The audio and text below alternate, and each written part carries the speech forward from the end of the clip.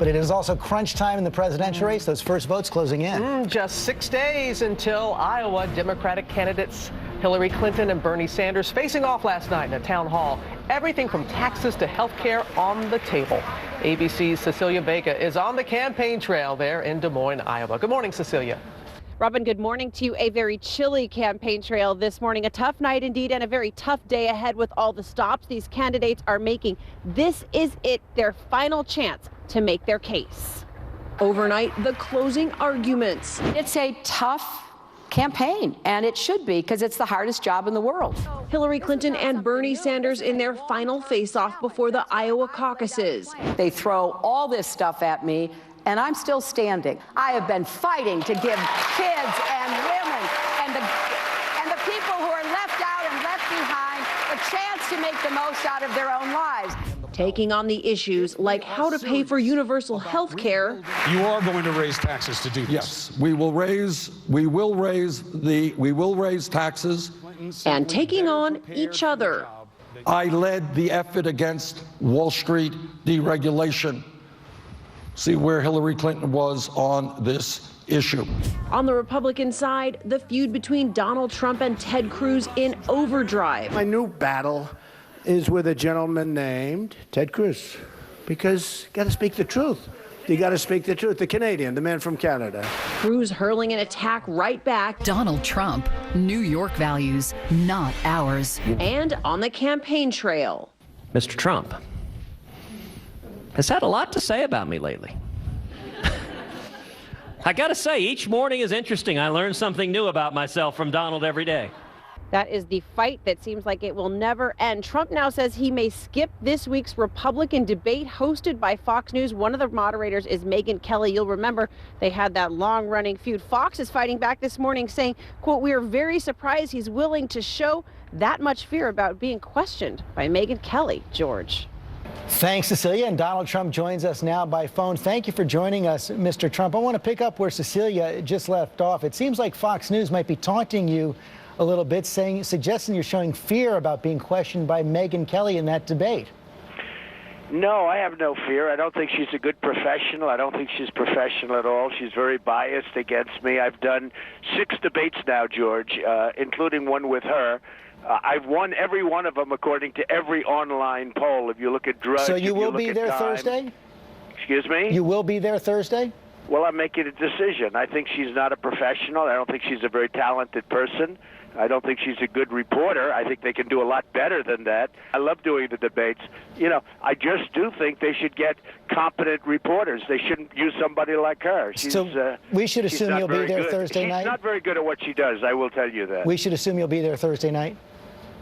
Well, you can probably make that assumption, but I'm thinking about it. You talked about our latest poll. It shows 64% of Republicans now expect you to be the nominee. Which part of the job of president gives you the most pause? Well, it's a very daunting task, and we're in deep trouble. The country's a mess. You look at the Iran deal, which is so sad, and now they're taking that money and spending it with everybody else, including terrorists, by the way. You saw that with Secretary Kerry the other day, which was frankly disgusting when he said he expects it to be given to terror. What's he making a deal for if they're going to give it to terror? But you look at so many different aspects. Our economy, look at the stock market today, look at it for the last weeks, the worst opening in its history. We've gone down so much. We're on a bubble. And, you know, frankly, if there's going to be a bubble popping, I hope they pop before I become president, because I don't want to inherit all this stuff. I'd rather have it be the day before rather than the day after. I will tell you that. Ted Cruz is coming at you hard in Iowa, launching a new ad today in Iowa. Here's a part of it. Would President Trump ban partial birth abortion? Well, look, I am pro-choice in every respect. And what does Trump think about Iowa? How stupid are the people of Iowa? He's backing that up on the stump, saying a candidate who for 60 years has supported partial birth abortion. We should not be surprised if as president he does not defend the right to life. George, I'm pro-life, 100%. He knows it. Everybody knows it. And as far as the Iowa, I was talking about, they were backing somebody, and I didn't say just Iowa. I said the people of Iowa. I said the people of the United States. It's just like his last ad, which he had to take down because he said, I ripped down a woman's house, which I didn't because of eminent domain. Eminent domain, you wouldn't have roads, you wouldn't have highways, you wouldn't have hospitals without eminent domain. By the way, you wouldn't have the Keystone Pipeline that ever gets built. So, I mean, you know, he really does lie. He's so nervous. But I mean, I saw him. Hey, what- George, I saw him the other day. He is so nervous. He is such a mess. His polls have gone down like I've never seen polls gone down. People realize he probably can't even run for president. He was born in Canada, and now all of But these let me just stop you there, though. Where is the lie in that ad? You used to be strongly pro-choice. Now you say you're a strongly pro-life. What I'm trying to pin down is what caused the conversion? I'm saying I'm pro-life, and he's not making it that way. Yesterday he said that I ripped down a woman's house for an economic development job. I never ripped down the house. I decided I wouldn't do that. I mean, he's just saying lie after lie. It's not becoming. And he's got a problem. He's got a very much bigger problem. There's a lot of people think he can't run for president. He was born in Canada. There are many, many constitutional scholars, including Lawrence Tribe, including many others. I mean, I'm not even talking about Lawrence Tribe of Harvard anymore. We have so many others that come out and say flatly he is unable to run. Illinois has a problem. They might not be able to certify him because of it. So he's got to get that straightened out. Otherwise, he can't even run for office.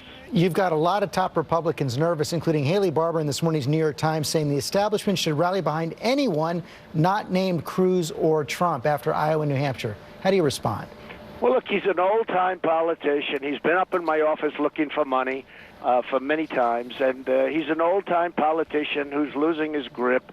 And frankly, I haven't heard the name Haley Barbour mentioned in a year and a half, and I guess people don't like to get out. The fact is that whether they like it or not, I'm in first place by a lot. Cruz is in second place, and a lot of that is because people are fed up with the old-time politicians like Haley Barbour that haven't done anything.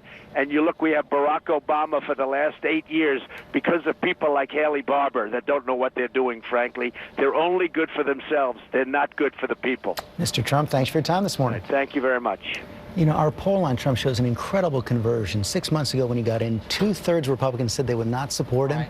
Now 2/3 say he's going to be the nominee and do say they can support him. Big change. And you know who was saying this all along?